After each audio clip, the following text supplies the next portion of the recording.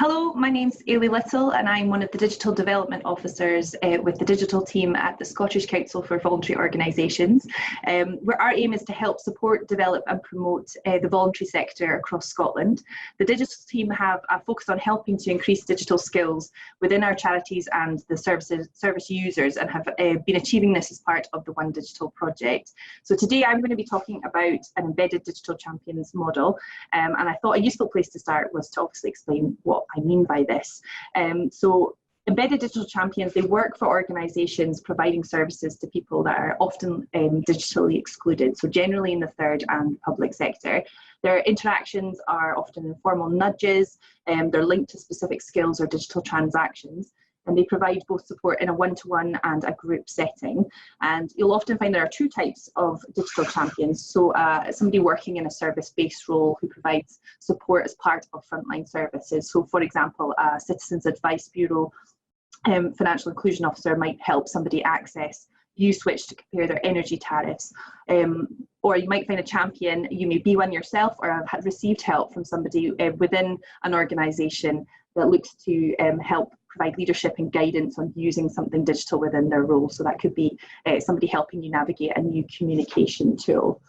So at SCDO, we've been rolling out a training and support package to create embedded digital champions into charities and groups across the voluntary sector in Scotland.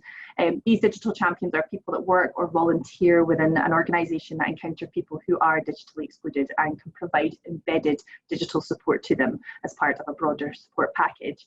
So this can be those informal digital nudges, so it's linked to something specific.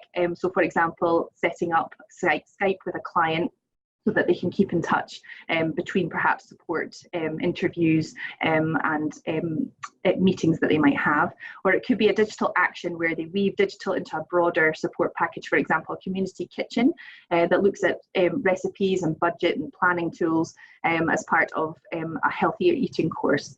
So our digital champions, they work in a range of roles across the voluntary sector. So this includes volunteers, frontline support staff and service managers.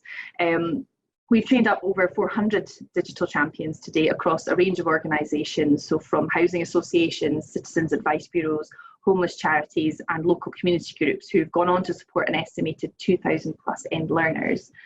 And our package of training includes face-to-face sessions exploring the importance of digital inclusion, the role of digital champions and approaches and top tips and resources, including access to the Digital Champions Network provided by Digital Unite.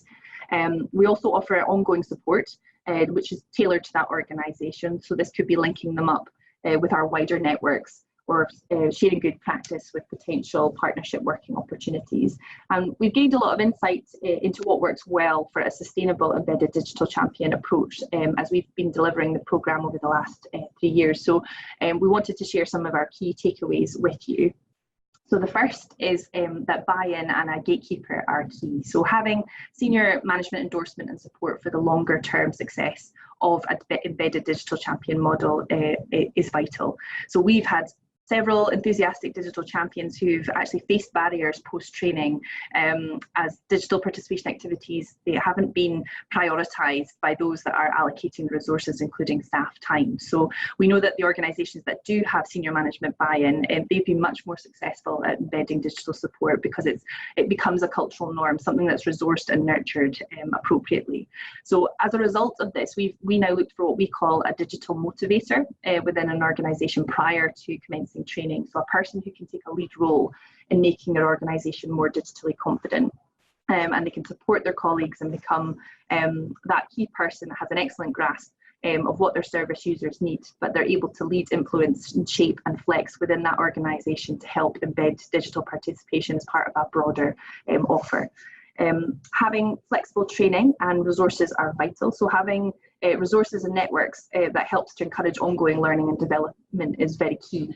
So many embedded digital champions confidence is built from having a digital toolbox. So that could be an array of apps that work well to hook learners in, or it could be a bank of session plans or online training courses to drill down into niche areas, or it can even just be other digital champions to check in with on good practice. So we also look to tailor where appropriate to increase confidence further, for example, looking at topical areas such as financial inclusion, gaining employment, accessibility, health and well-being, and communicating with friends and family. So this ensures that the training is relevant and focused. And where appropriate, we've linked up with other experts. So for example, the RNIB for advice about supporting people with visual impairments. We also advocate about not reinventing the wheel when it comes to resources, because chances are it already exists. So, and it can be tweaked to meet your needs where possible. But it's about people and not digital. So you don't have to be a digital guru to be a digital champion, but you do need good people skills, especially communication and listening skills. So this, combined with a passion for digital participation and its benefits, really is the golden ticket. So supporting these types of people within your organisations to become embedded digital champions is highly recommended. So also keeping the benefits and outcomes for an end learner person-centred rather than focused on the digital skills themselves should be a priority. So a person is far more rather going to connect with learning if they're looking to save money, learning a new hobby, managing health and well-being, or keeping in touch with friends and family than just learning digital skills. So especially when the word digital itself can be quite off-putting.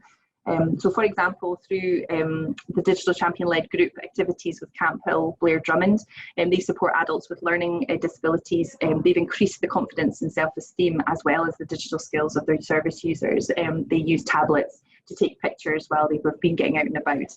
And Lightburn Elderly Association project sessions run by their digital champion has supported older people from the local area to improve their confidence, resilience and knowledge to stay safe and secure online through digital skills support.